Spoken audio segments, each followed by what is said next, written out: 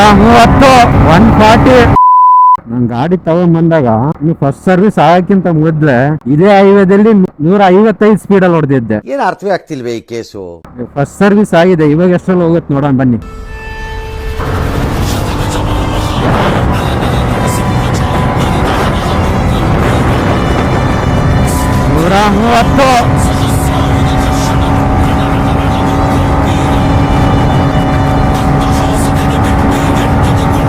Heavy wind blast ಇದೆ ಗುರು, ಅಷ್ಟು ಸಲ ಗಾಡಿ ಬರ್ತಿರೋದು.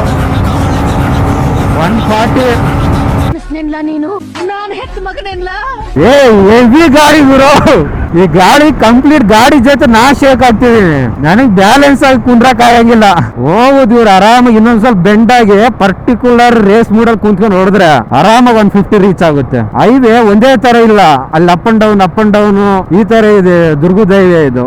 ಆದ್ರೆ ಈ ಜಾವದಲ್ಲಿ ಮೆಲ್ಲಕ್ ಹೋದ್ರೆ ನಮ್ಮ ತಾಯಣಿಗೆ ಒಂದ್ ಚೂರು ಕಿಕ್ ಕೊಡಲ್ಲ ಗುರು. ಇದು 100+ ಹೊಡೆದ್ರೇನೆ ಈ ಗಾಡಿಲಿ ಮಜಾ ಬರೋದು. ಕೆಲವರು ಹುಡುಗರಿಗೆ ಹುಡುಗಿಯರ ಮೇಲೆ ಹುಚ್ಚಿರುತ್ತೆ, ಇನ್ ಕೆಲವರು ಹುಡುಗರಿಗೆ ಹ್ಯಾಬಿಟ್ಸ್ ಮೇಲೆ ಹುಚ್ಚಿರುತ್ತೆ, ಅಂತ ಹುಡುಗರಿಗೆ ಗಾಡಿಗಳ ಮೇಲೆ ಹುಚ್ಚಿರುತ್ತೆ.